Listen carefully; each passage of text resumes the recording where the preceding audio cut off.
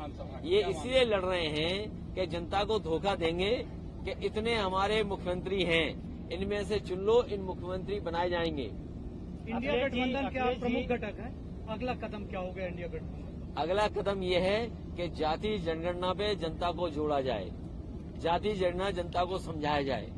और खुशी इस बात की है कि चमत्कार हो गया इधर, कांग्रेस पार्टी भी जाति जनगणना के पक्ष में आ गई।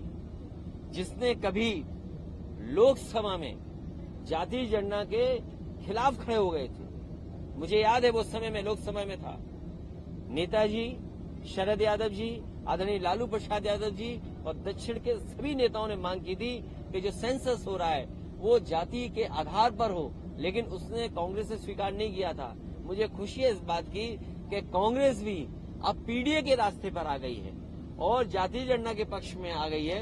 इससे बड़ी उपलब्धि और क्या हो सकती है? क्या लगता है विधानसभा चुनाव में? लेकिन उत्तराखंड में आपको आरोप लग रहा है कि वहाँ पर आप कांग्रेस के साथ नहीं थे, इसीलिए सीट हारी। देखिए, उत्तर प्रदेश में जिस समय बाई इलेक्शन हुआ, जितने भी भारतीय जनता पार्टी के खिलाफ दल हैं और जो हमारे सहयोगी दल हैं, मैंने उनसे सबसे चिट्ठी लिख करके समर्थन मांगा था। लेकिन उत्तराखंड में हो सकता है कांग्रेस को ये लगता हो कि बिना समर्थन के ही हम जीत जाएंगे। उन्होंने किसी समाजवादी को नहीं पूछा और उसका परिणाम क्या हुआ? अगर समर्थन मांगा होता तो समाजवादियों ने समर्थन दिया होता, क्योंकि समाजवादी पार्टी वो दल है जो इंडिया को मजबूत करना चाहता है, इंडिया गठबंधन को मजबूत करना चाहता है। उत्तर प्रदेश में समाजवादी पार्टी बीजेपी को रोकेगी तो दिल्ली में बीजेपी रोकेगी। आज सबसे ज्यादा घबराहट बीजेपी को किसी से है तो समाजवादियों से है। अभी हाल में देखा नहीं है आपने, जब दिल्ली में G20 चल रहा था तो घोसी में कितनी बुरी हार हुई भारतीय जनता पार्टी के लोग। अब अपनी हार की वजह नहीं बता पा रहे हैं और कितना संसाधन जुटाया था, कितने नेताओं को जुटाया था, क्या भाषा इस्तेमाल नहीं हुई थी, लेकिन उसके बावजूद भी जनता ने समाजवादियों को चुना, पीडीए को चुना और उसका परिणाम ये है कि 50,000 हार हारी है भारतीय जनता पार्टी। इंडिया गठबंधन के बाद भारत, इंडिया का नाम भारत करने का एक सिलूपा छूटा। देखिए, ये बातें इसलिए हो रही हैं कि पहले नेताजी ने भी एक बार प्रस्ताव पास किया था विधानसभा में, उस समय बीजेपी के खिलाफ थी। जब नेताजी ने विधानसभा में ये प्रस्ताव रखा था उन परिस्थितियों के हिसाब से कि इंडिया का नाम भारत कर दिया है, उस समय बीजेपी ने खिलाफ थे, बीजेपी के लोग वॉकआउट कर रहे थे हाउस में। आज इन्हें भारत क्यों याद आ गया? ये भारत याद करें या कुछ याद करें, इंडिया इस बार इनको हराएगा। मध्य प्रदेश में विधानसभा में आप गठबंधन करेंगे अब ये विधानसभा चुनाव? नहीं, हमारा देखिए हम बहुत क्लियर हैं, हमें किसी से कोई क्लियरिटी का सवाल नहीं है।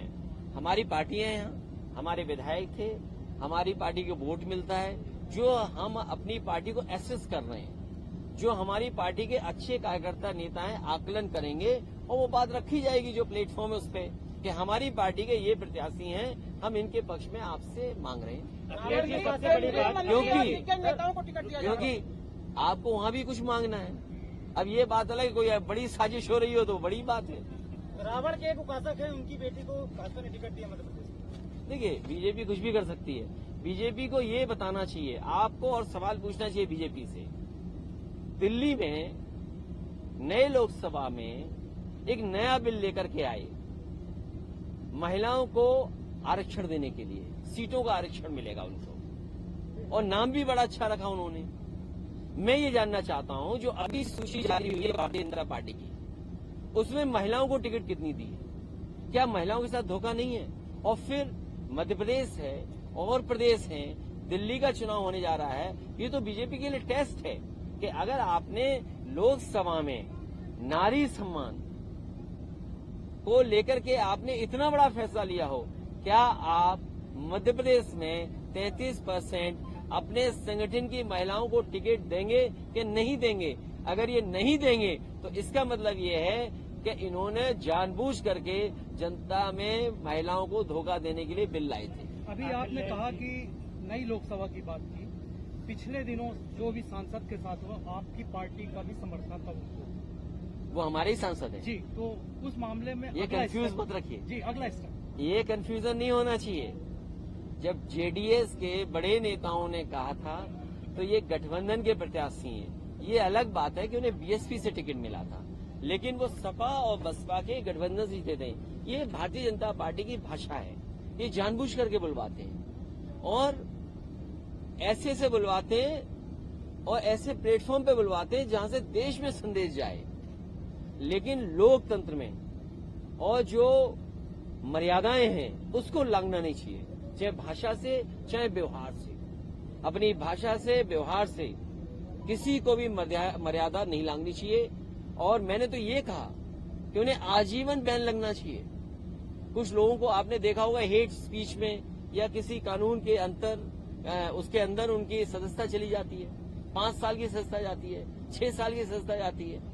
ये ऐसा काम किया है लोकतंत्र में जिसमें आजीवन इन पे पाबंदी लगनी चाहिए।